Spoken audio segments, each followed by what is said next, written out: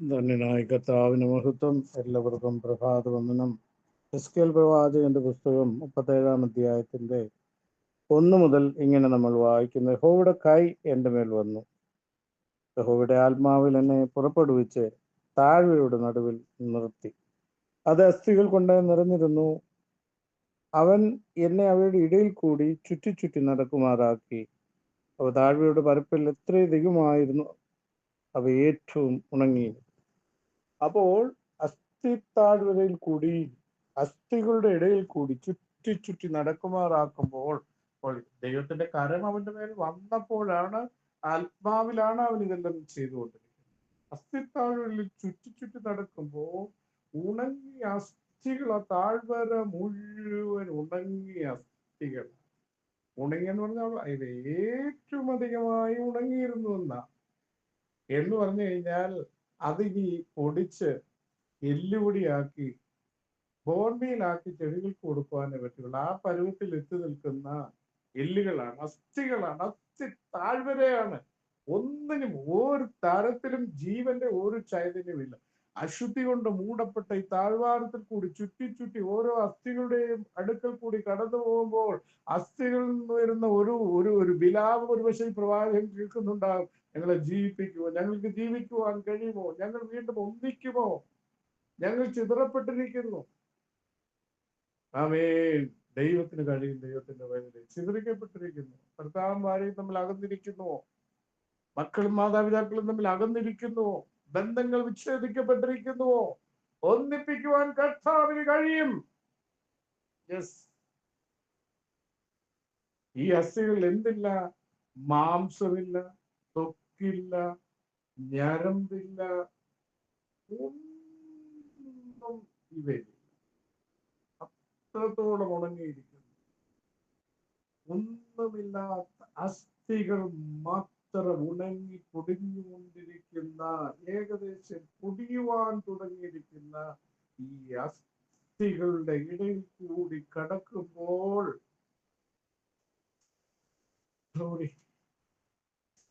ജീവനും ചൈതന്യമുള്ളൊരു വലിയ അനുഭവത്തിലേക്ക്, പ്രത്യാശയിലേക്ക് ദൈവം ഈ അസ്ഥി കൂമ്പാരങ്ങളുടെ മേൽ അത്ഭുതം പ്രവർത്തിക്കുന്ന കാഴ്ച നമുക്ക് കാണാം. അതേ നമ്മുടെ ജീവിതം ഇങ്ങനെയല്ലേ? ഉണങ്ങിയിരിക്കുകയല്ലേ? പ്രത്യാശ നഷ്ടപ്പെട്ടിരിക്കുകയല്ലേ? വിശ്വാസം നഷ്ടപ്പെട്ടിരിക്കുകയല്ലേ?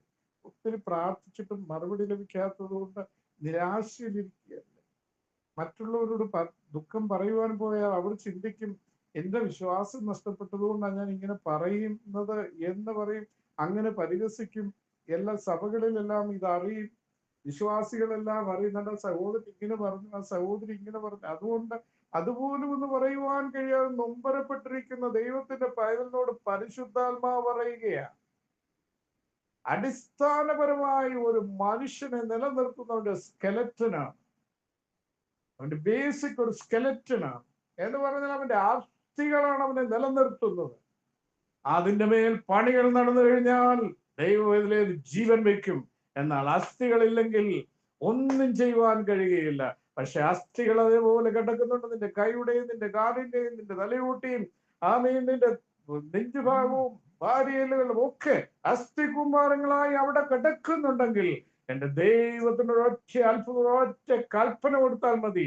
ഞരമ്പ് വരും, മാംസം വരും, തൊലി വരും, ജീവൻ വരും, ചൈതന്യം വരും, സൗന്ദര്യം വരും. എന്തും ദൈവത്തിന് വിളിച്ചു വരുത്തുവാൻ കഴിയുക. ഇല്ലായ്മയിൽ നിന്ന് സകലത്തെയും വിളിച്ചു വരുത്തിയ കർത്താവാണ് പറഞ്ഞത്. അസ്ഥികൾ അവിടെ കിടക്കുന്നുണ്ടോ? അതിന്റെ ചില ശേഷിപ്പുകൾ ഇപ്പോഴും അവിടെ കിടക്കുന്നുണ്ട്. ദൈവത്തിന്റെ വഴിയില് വിശ്വാസത്തിൽ ക്ഷീണിച്ചിരിക്കാം, പ്രത്യാശയിൽ ക്ഷീണിച്ചിരിക്കാം, നിനക്ക് കൊടുക്കുവാൻ കഴിയാതെ നീ ക്ഷീണിച്ചിരിക്കാം, മനസ്സുകൊണ്ട് നീ തകർന്നിരിക്കാം, ശരീരം കൊണ്ട് നീ തകർന്നിരിക്കാം.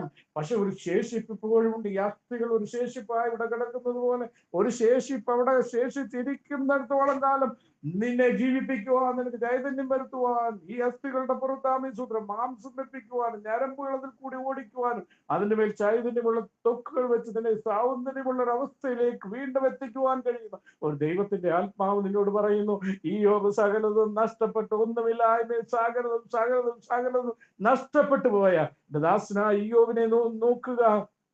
പിന്നത്തേതിൽ അവൻ പഴയതിനേക്കാൾ ഇരട്ടി ശ്രേഷ്ഠനും ഉന്നതനുമായി ദൈവത്തിന്റെ നാമത്തെ ഉയർത്തിയതുപോലെ ദൈവത്തിന്റെ പൈതലെ സകലതും തകർന്നു നുറുങ്ങിയിരിക്കുന്ന ദൈവത്തിന്റെ പൈതലിനോട് കർത്താവ് പറയുകയാണ്, എല്ലാ അസ്ഥികൂമ്പാരങ്ങളുടെ ഈ താഴ്വരയിൽ കൂടി പ്രവാചകനെ എന്തിനാ വിട്ടതെന്നറിയാമോ? എന്തിനാ ദൈവത്തിന്റെ ആത്മാവിന് ചൈതന്യം കൊടുത്തുകൊണ്ട് നടത്തുന്നറിയാമോ? നിന്നെ ജീവിപ്പിക്കും. നിന്നെ ഓർത്ത് മാത്രമാ ദൈവത്തിന്റെ ദൂതൻ ഇറങ്ങി വന്നിരിക്കുന്നത്. നിന്നെ ജീവിപ്പിക്കുവാൻ വേണ്ടി മാത്രമാണ്. നിനക്ക് ജീവൻ തരുവാനുള്ള കൽപ്പന അവന്റെ നാവിൽ കൂടി ദൈവം പുറപ്പെടുവിക്കുന്നതിന് വേണ്ടി മാത്രമാണ് ആമീസൂത്രം ഈ ദൈവത്തിന്റെ ഭക്തനെ ദൈവം നിന്റെ അടുക്കലേക്ക് അയച്ചിരിക്കുന്നത്. അതുകൊണ്ട് ഈ വചനം കേൾക്കുന്ന ദൈവത്തിന്റെ പൈതലെ ആമീസൂത്രം ഭാര്യ ഭർത്താവിൽ അകന്നിരിക്കുകയാണോ? മാതാപിതാക്കളിൽ നിന്ന് മക്കൾ അകന്നിരിക്കുകയാണോ? സകല ബന്ധങ്ങളും വിച്ഛേദിക്കപ്പെട്ടിരിക്കുകയാണോ? ഉണങ്ങിയിരിക്കുകയാണോ? ശൂന്യമായിരിക്കുകയാണോ? ഉണങ്ങി വരണ്ടിരുന്നാലും ആമീസൂത്രം അടിസ്ഥാനപരമായ ഒരു ശേഷിപ്പ് അവിടെ ഉള്ളിടത്തോളം നിനക്ക് പ്രത്യാശിക്കുവാനുണ്ട്. ദൈവത്തിന്റെ ആത്മാവ് നിന്റെ അടുക്കൽ വന്നു കഴിഞ്ഞാൽ ആമീസൂത്രം ഈ ചിതറിക്കിടക്കുന്ന അസ്ഥികളെല്ലാം ജീവൻ വെച്ചൊരു വലിയ സൈന്യമായി എഴുന്നേറ്റ് പഴയതുപോലെ ഒരു സന്തോഷം ആമീസൂത്രം.